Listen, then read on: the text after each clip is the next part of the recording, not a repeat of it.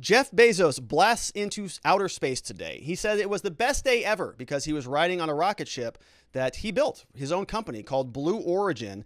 And now he is getting a lot of flack from this, many places in the media. And I actually kind of am excited about what he's doing, and I have a little bit of a different perspective to share. And so let's talk through it. Let's get started with the headline over from the AP. Says Jeff Bezos blasts into space from Van Horn, Texas. He went on board a rocket ship, becoming the second billionaire in just over a week to ride his own spacecraft. Amazon founder was accompanied by an 18-year-old from the Netherlands, 82-year-old from Texas, youngest and oldest ever to fly into space. And so he came out and said, the best day ever.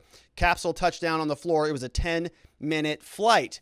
And so, look, I've always been somebody interested in space. I think that is sort of, one of the remaining frontiers that is out there, and I like new frontiers, and I think it's exciting what's happening.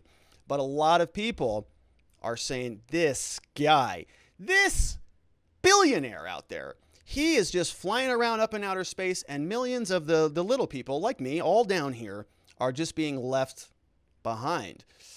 Well, I think there's some truth to that, but let's take a look at really what's going on here. Let's poke around the media, shall we? The Wrap reported that Jeff Bezos' a phallic-shaped rocket launches Dr. Evil comparisons, right? So a lot of people throwing shade. Congrats to Jeff Bezos on getting so close to a perfect Austin Powers reference, one person tweeted. We have another one over here. This one came over, I think this is from the New York Post, said that Jeff Bezos' flight is an ego trip. Yes, but it sets the stage for so much more, right? So a lot of people are making this position that it's an ego trip, sure. Which, of course, right, obviously it is.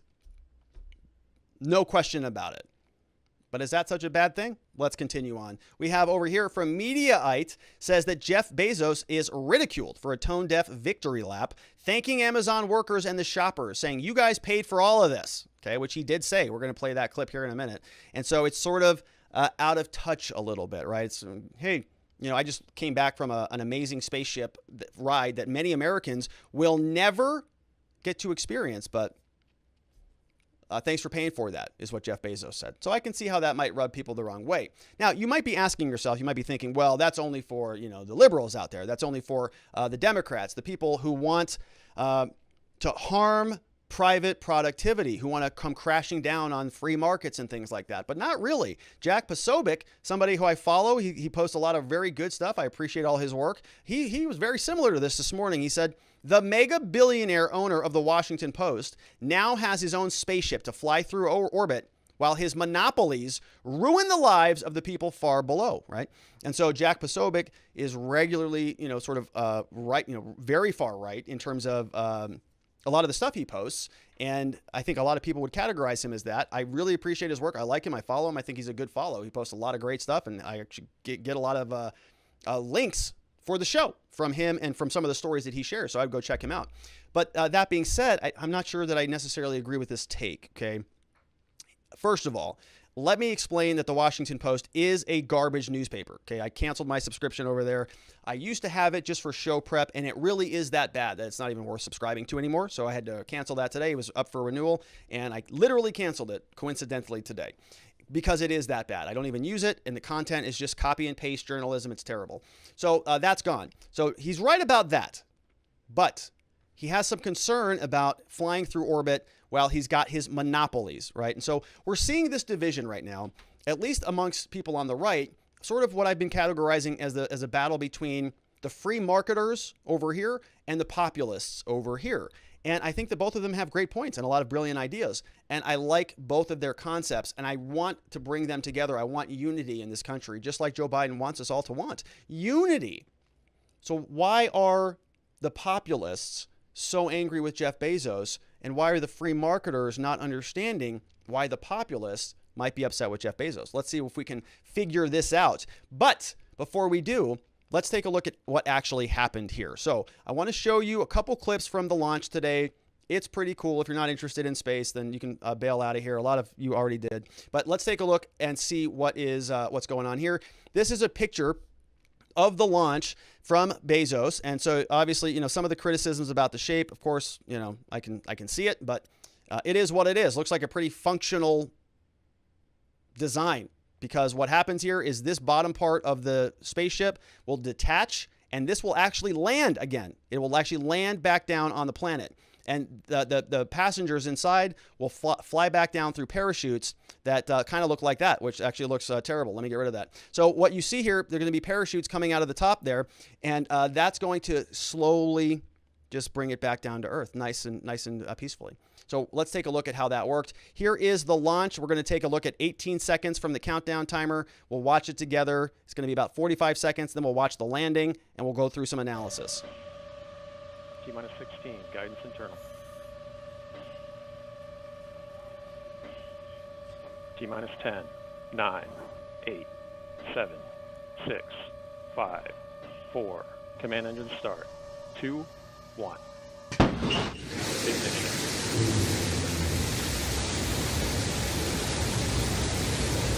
We have liftoff.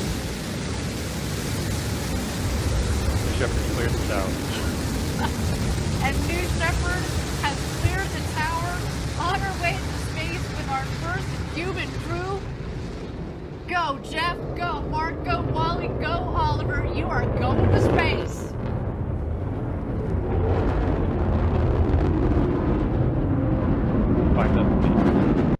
All right, so I mean look, man, that's pretty dang cool. The fact that somebody can sort of separate and apart from the government, not requiring NASA, not requiring $20 trillion from the government and bloated over massive bureaucracies, can actually do this. And in their lifetime, Jeff Bezos was a young man, wanted to go to space, started the biggest company in the world, became the richest man in the world, now flying on his own rocket ship going to space. Man, there is something wild and cool about that. I hear a lot of people who sort of like to forget about their boyhood excitement, right? A lot of those dreams that you had as a kid.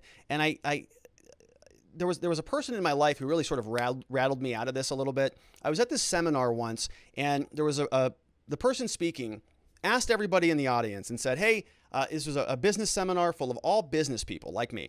And what the conversation was, how many of you read fiction? Right? Nobody in the room raised their hands. How many of you read nonfiction? Everybody raised their hands. My hand raised up. And I was sort of doing so saying, oh man, what a very intellectual person I am. Man, I'm so intelligent. I don't read that fiction. I only stick to business. I read self-development books. I want to improve my life. I want to learn more and all of that stuff. Who cares about, some, elves floating around in the clouds, whatever, right? What he said at that point was, you are making a catastrophic mistake. If you are not reading fiction, you're limiting your ability to think big. You're sort of smashing the wonder that exists in the world by not exercising it, right? By using your imagination as an adult, by thinking big, by setting huge, broad goals and saying, I'm going to fly a rocket to Mars. Everybody goes, that's insane, right? That'll never happen. And there are naysayers all over the place. Elon's working on it right now. So when that happens in 20 years, maybe we'll look back on that and say, man, it's pretty neat that we have some people thinking big, because what Bezos did here is really incredible. And a lot of people, because it's an incredible thing, they're going to be poking fun at it. Let's show what else happened here. This is coming back down, and these are the two parts. Okay, so the head of the spaceship flew off, and this is the booster. This is where all the fuel was. It's going to actually land back down. Land. It's not going to fall and break apart or burn up in the atmosphere. It's going to land. It's actually going to, watch this. It doesn't even look real. It looks fake. Thank you again, everybody, for joining us live for our first human flight on New Shepard. So far, a nominal flight. Our booster is about to return to its landing pad. There we see engine relights. The sonic boom. Look.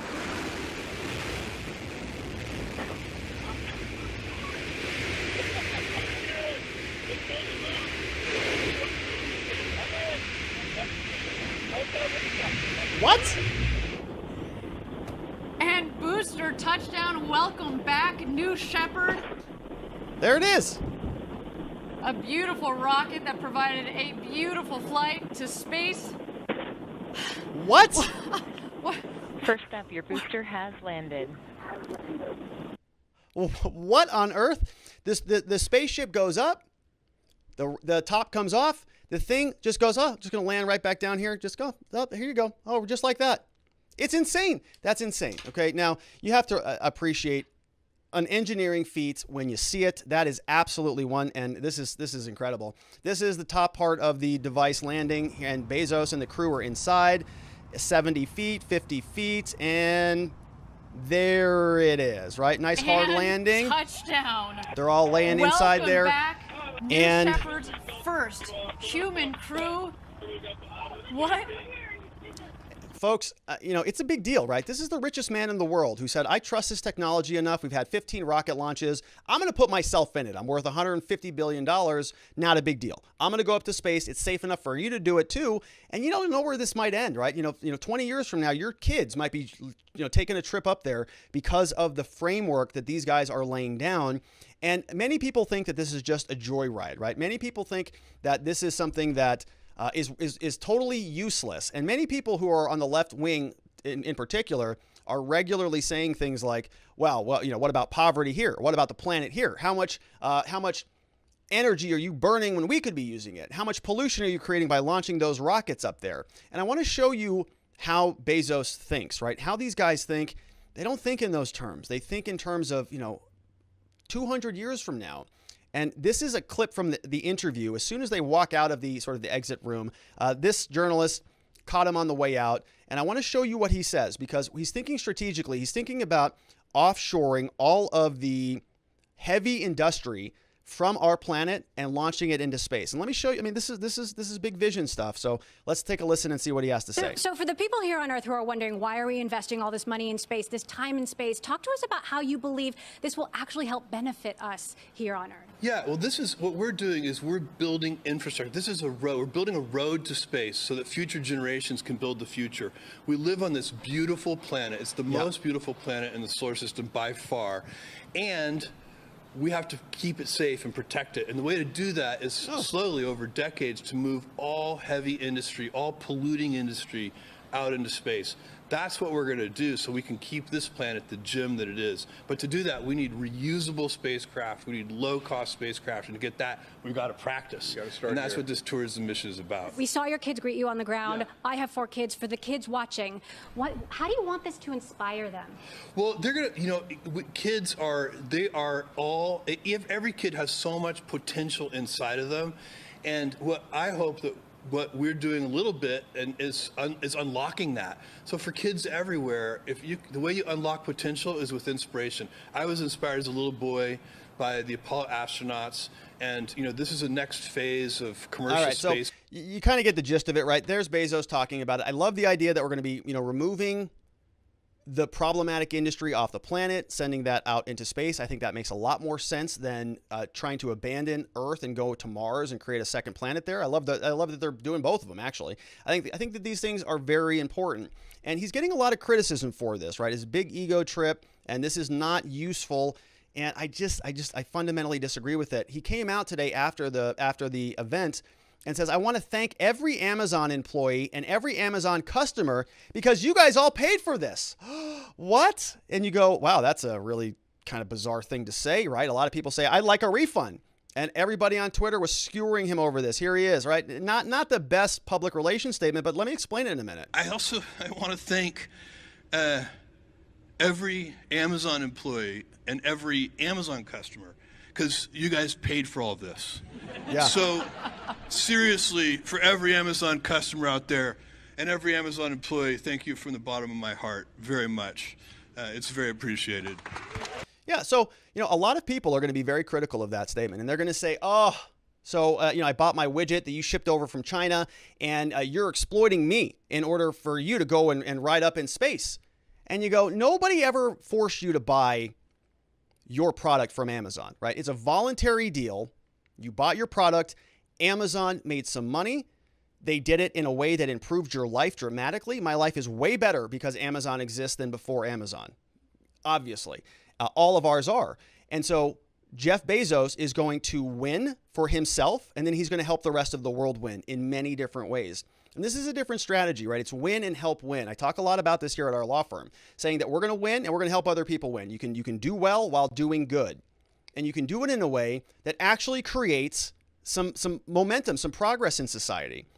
The government, by contrast, okay, they actually force you to take your money. You have to pay them regularly. And they really don't provide you that many benefits, okay? It's all sort of just part of the deal. You just have to pay money to the government. Why? Because that's it. Death and taxes, those are the only two things that are certain for us. And so we just all sort of accept that fact. But what if there's a different way to think about this? What if by doing business with something, you can actually create more value? 1 + 1 doesn't equal 2. 1 + 1 = 3. We get better service because we use Amazon. Amazon makes some profit. Jeff Bezos is able to push the limits, create a separate platform for launching things into space, which may long-term solve global warming, solve all the climate crisis problem by removing all of the polluting industry off of the planet. So, if anybody would be interested in this, I think it would be the sort of the left wing and the people who are, very in favor of climate change initiatives, because this seems like it makes sense to me. The other criticism that I've seen a lot is that Jeff Bezos doesn't pay his taxes, right? Oh, he doesn't pay taxes. Amazon doesn't pay any taxes, which I agree is problematic. And this is the problem. This is where we start to see the divide between the free marketers and the populists, okay? The free marketers say, well, so what? So what if he made all that money? It's a voluntary conversation. You can just choose not to buy Amazon anymore. And then the populists say, well, no, you can't, because they've kind of built up a monopoly. And the monopoly now is securing Amazon at the expense of all of the other potential competitors. Nobody can possibly compete with Amazon because they own everything. And I have a problem with that, right? I was very critical about Amazon and AWS throwing Parler off. And I think the Washington Post is trash. And I think that what Bezos does largely, at least from a cultural perspective, is not that good for the country. Guys like him and other billionaires and the millionaires and all of that Bernie rants about, they all are okay with using the government benefits to get to the top. And then when they get to the top, their first incentive is to pull the ladder back up from under them. That's how they create the monopolies. But why are people mad at these people for just playing the game better than you, right? Bezos and Facebook and Zuckerberg and all these guys, they're just playing the game better. They know what the rules are, and they're exploiting them to hell and back. And so many of us as Americans, we sit around and we go, well, that's just wrong. You shouldn't do that. Out of the goodness of your heart, you should be a better person. That's not really how our system was set up. James Madison talked about this specifically. Pitting ambition against ambition. Pitting one person's willingness to go out there and conquer for themselves and to create something against somebody else's same and similarly situated ambition. And what happens as a result of that competition is a synthesis into something that is bigger and better. So here, look, the populists are right.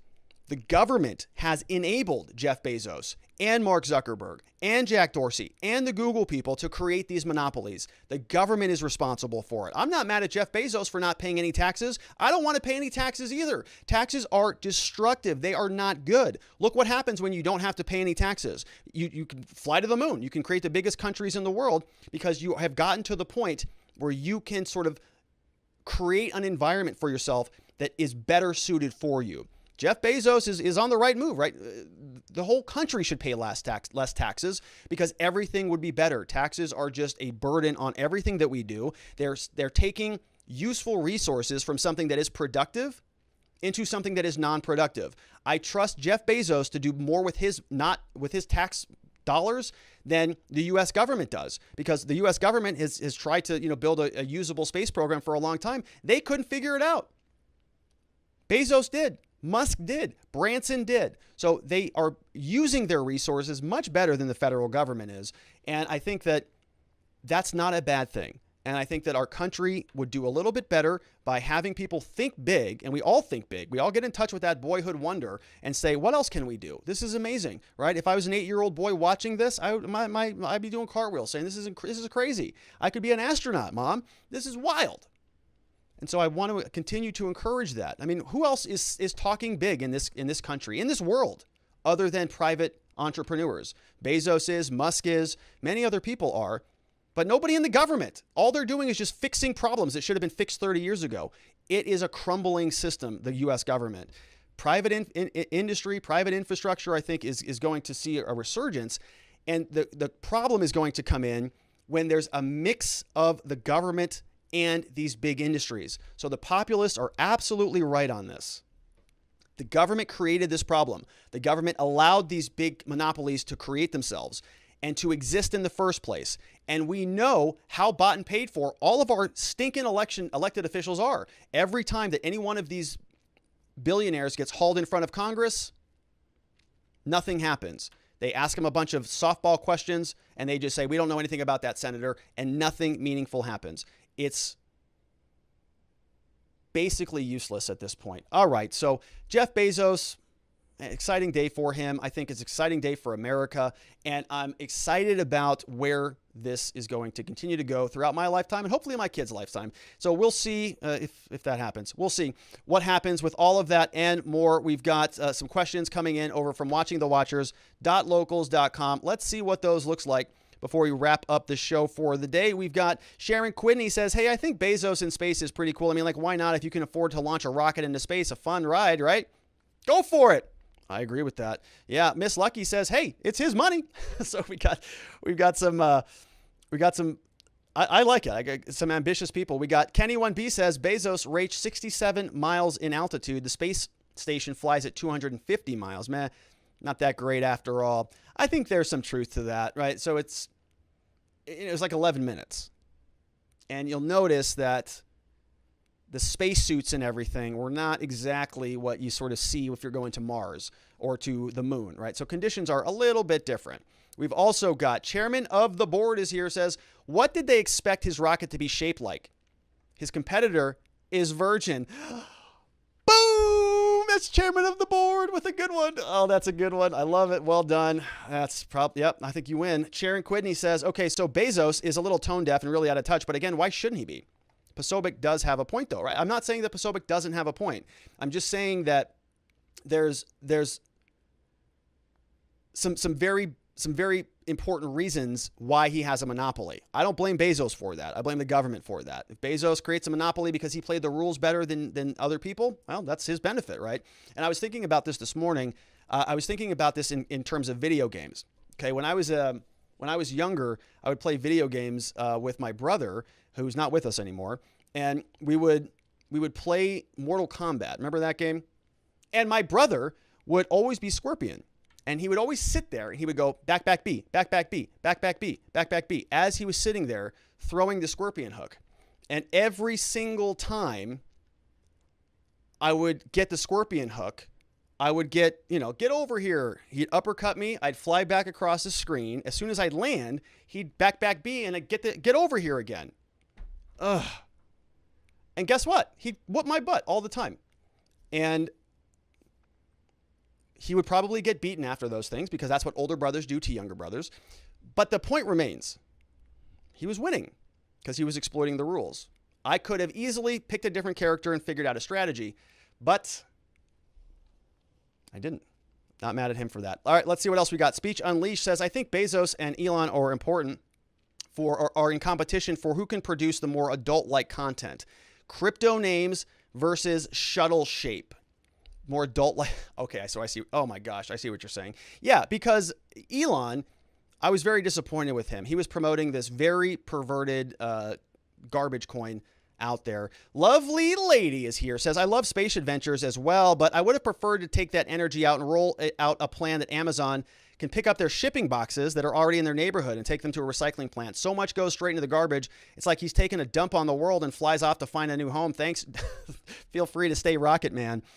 That's a great point, Lovely Lady, right? There's a lot of that. I think Amazon has actually addressed that. I'm not sure what their answer is, though, but I think I do recall them saying that. My question, though, is are we recycling still in this country? I thought that China stopped buying all of our recyclables, and so I think that there was a flub in that market, in the recyclables market. I'm not sure what the status is of that. Thunder7 says, are these elites really flying into space, or are they being blasted over to Gitmo? If you get vaxxed, you can develop a serious blood clot when flying. Are these elites vaxxed? Ooh, that's a good question, right? And were they wearing masks? Were they wearing masks on that spaceship? I want to know. I want to get to the bottom of that. You and I, if we have to fly to space, we got to put our masks on. Why? Because the TSA and our bureaucrats in Washington said it's face mask time. But if you're a billionaire on your own rockets, you don't even have to wear a face mask.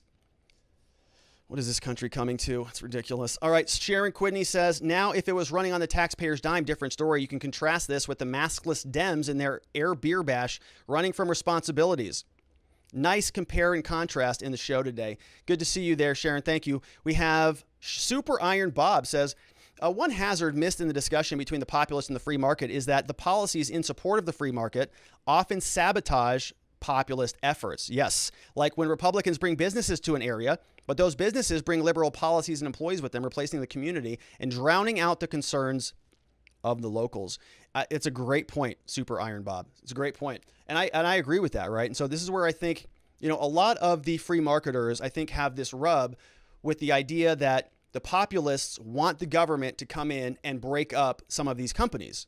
The free marketers start flipping from the rooftop saying, wait a minute, you're going to interfere with the free market? And the populist response, and my response would be, no, this is not a free market, right? The markets have been entirely manipulated. We have a system where the network effect has created these mega corporations that are essentially monoliths that really have so much political power that they can prevent the government from regulating them to a large degree, which has been the case since the 1990s. Section 230 hasn't been touched, and they just get they get whatever they want, essentially.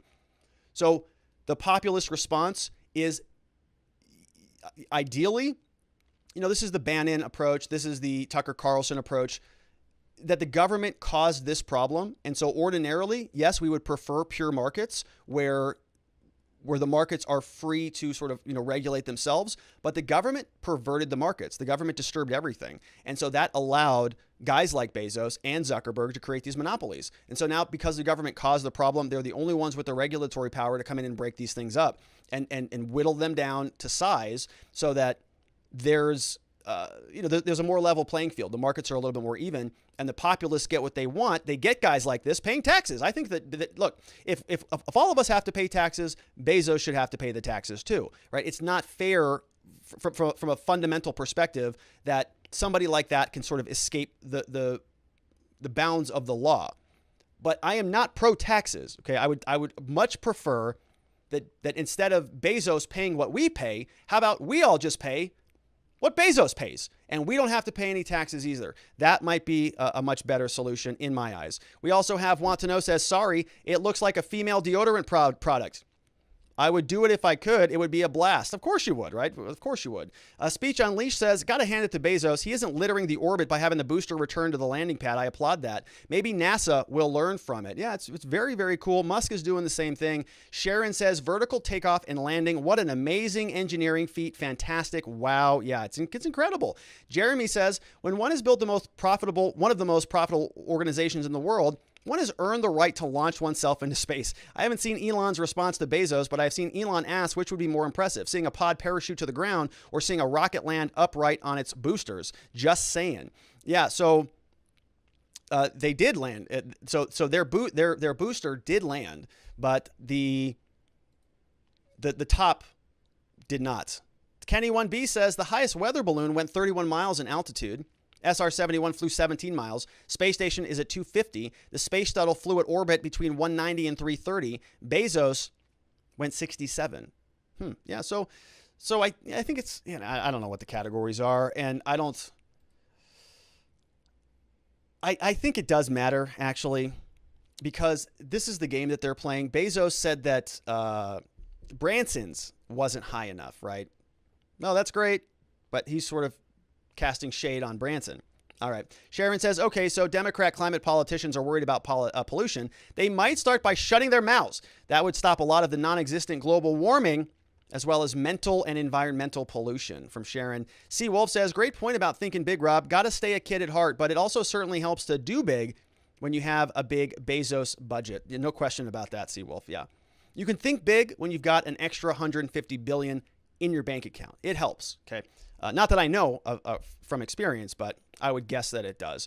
Aircraft Mech 123 says, Amazon employees, thanks for enduring low wages to ensure that I live out my childhood dream. It's a good point, Aircraft Mech, and it's a valid one, right? It's a very valid one. There are inequities in society. There are hierarchies, no question about that. And I don't know the condition of Amazon's employees. I certainly don't want people to be working in unsafe or unsavory conditions. But, I still think that fortunately, many of those jobs are not mandatory, right? They can just decide not to work there if they don't want to work there, as far as I can tell. But I could be off on that. We have another one from Osok saying, Rob, off topic, but did you see the ARS statutes from weed convictions? I did. I probably did, actually. TOS Forever says, oh my word, sending poison out into space without the historical concerns learned from all the previous launches and how they will cause issues on Earth. Space travel is one issue I agree with, but trashing space, no way. That's interesting, TOS. Yeah, that's interesting. So I think maybe concerns that maybe the trash comes back and actually interferes with the planet in a more problematic way. Yeah, it's a good question. Miss Lucky says, I like this. It gives everyone a chance to dream. Remember Star Trek, the flip phone? People never thought we would have the phones we have now. It's good to have an imagination and see what we can do in the future. I couldn't agree more. I think it's very important. And we lose a lot of that. Robute is here, says, I don't like Bezos' monopoly, but he has every right to travel on the rocket. The problem with the rocket is that people have a huge fuel payload, can't carry many people on it. Elon is not going to Mars anytime soon. It's going to take 7 to 12 months to travel. From the time needed to travel, enormous amount of supplies. To make Mars travel viable, need nuclear propulsion. Yeah, we're going to see a lot of that, I think, coming in the future. We have Thunder7 says, can we blast the entire Texas Dems who ran out of town to space? Maybe, yeah, they're into private flights. So maybe they can hop aboard Bezos. We got Nadarb is here, says, I think they want to turn the moon into what Epstein Island was. Maybe Epstein is already up there.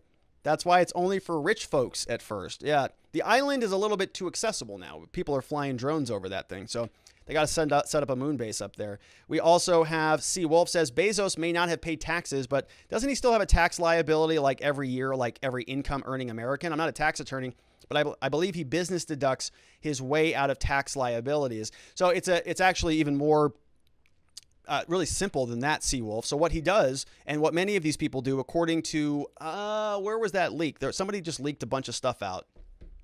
I can't remember the organization that did that, but they leaked out a bunch of high-profile people's taxes. And the way that this whole thing worked is billionaires will get loans on their stock. Okay, so let's say Bezos has $50 billion in Amazon stock. He goes to a bank and says, I got $50 billion in Amazon stock. I want to take out a $50 billion loan. They say, no problem. We're going to secure it with your stock. So he goes, okay, great. I got $50 billion liquid. So now what I'm going to do is I'm going to use that liquid loan money to fund all my endeavors, whatever I need, my mansions, my planes, all that stuff.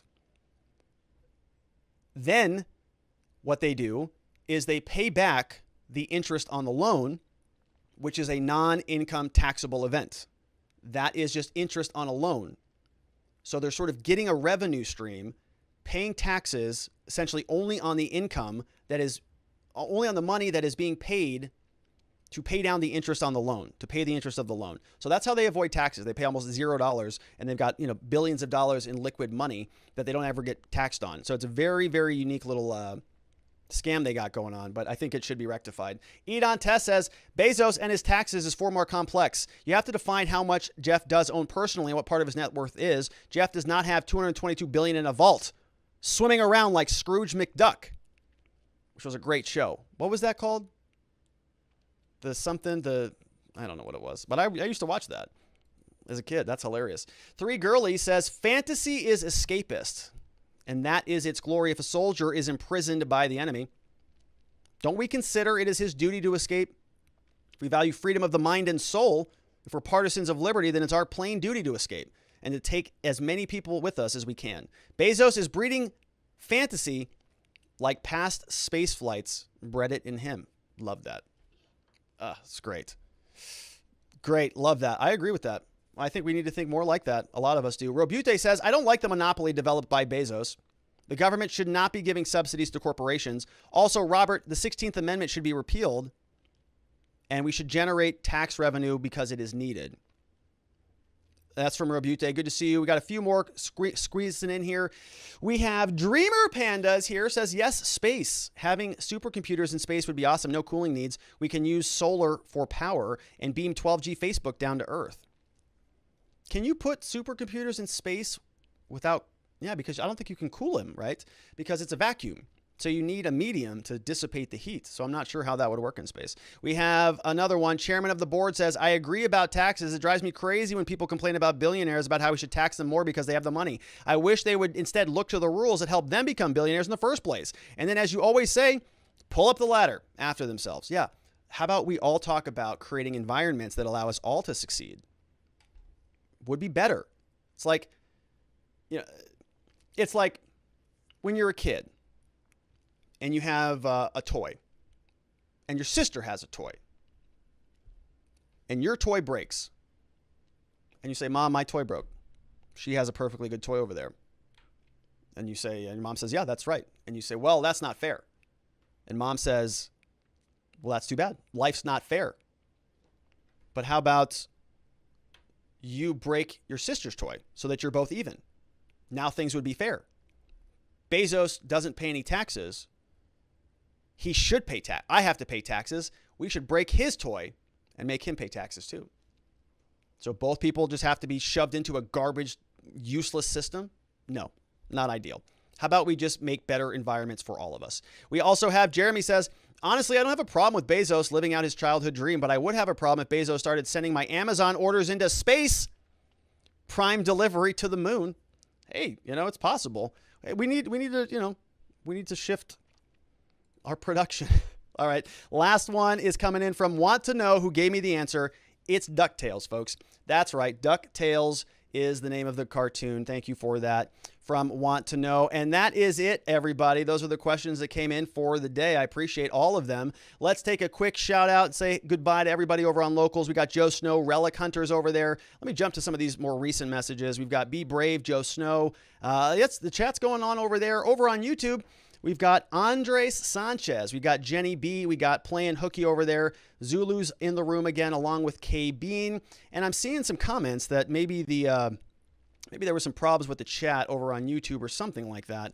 But it seems like it might be working on my end. All right. Well, those were all great questions. Once again, over from watchingthewatchers.locals.com. If you want to sign up over there, we'd really appreciate your support. Want to welcome a couple new members who signed up. Of course, these were a bunch of new signups from last week. I want to, of course, welcome all of you. But over the weekend, we had a bunch of new signups. I'm so grateful for it. Let's welcome George Klaus over to the community. We got Trump is in the house, signed up very recently. We got Wit1736 signed up. To Be a Girl 74 is in the house. We got Shelby Behringer who signed up. We got Zhao AI is here. So we got maybe some artificial intelligence is here, which is good. We could use some more intelligence on this show. Aircraft Mech 123 saw you today, signed up. Welcome to you. Tim Flynn is also here. We got some yearlies who signed up to support us for the year. Thank you. We have Engineer 12 Volts is here. Welcome to you, Engineer. We got Blue Tiger Dog is here, which is awesome name. Spisky H Rad is here. And we have Super Iron Bob. Saw you here today, Bob. And CB Riddell, #1. All joined up at watchingthewatchers.locals.com. And it's, man, if you want to sign up, all of you, of course, you're invited. I expect to see you here at our monthly Locals meetup happening on Zoom on this Saturday, July 24th, this weekend. Oh my gosh, it's like a few days away. Can you feel the energy? Can you feel the excitement? I know I can. Woo, it's going to be a good one. So watchingthewatchers.locals.com. And the registration link I'll post the rest of this week, my friends. I want to thank you all so much for being here and being a part of the show. We'll be back here same time, same place tomorrow, 4 p.m. Arizona time, 5 p.m. Mountain, 6 p.m. Central, and 7 p.m. on the East Coast for that one Florida man. Everybody else, have a tremendous evening. Sleep very well. I will see you here tomorrow. Bye-bye.